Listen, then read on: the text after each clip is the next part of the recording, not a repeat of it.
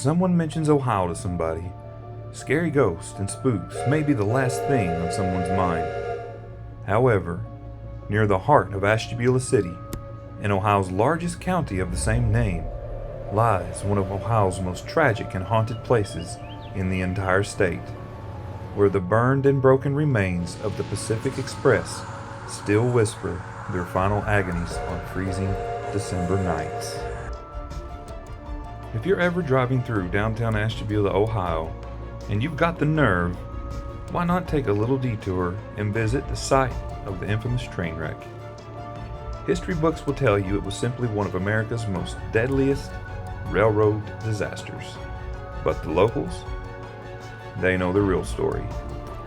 They'll whisper that on that frozen December night in 1876, the Ashtabula Bridge didn't just collapse. It tore open a doorway that has never been fully closed. And if you dare follow the short boardwalk past the lush green field and into the shadowy tree line, you'll find what still remains of that deadly crash. The very spot where nearly 90 souls were sent screaming into a fiery grave. At first, you wouldn't think you'd see such tragedy hidden beyond such beauty. But after the short walk, you come up to the exact spot where the train wrecked and the bridge collapsed. Nowadays, there are 4 train tracks that still run across that very site. However, instead of a wooden bridge, they safely travel across a concrete masonry arch, which is very safe and sound. But you're not here to hear about the engineering. You're here for the spine-chilling part of this tale. Locals claim that screams can be heard and the smell of burning wood comes wafting through their windows when there is no fire in sight on cold winter nights. Apparitions of passengers in 1870s clothing carrying luggage have been seen near the Chestnut Grove Cemetery, and the ghost of the chief engineer, who later died by suicide, or some say he was actually murdered, can sometimes be seen weeping.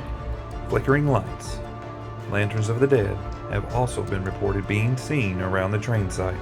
Investigators believe that the dead followed the remains to the Chestnut Cemetery. However, the anniversary of the train wreck, December 29th, is still reported as one of the most active nights for the wandering spirits at the train site. And as of recording this video, this year marks the 150th anniversary of the wreck.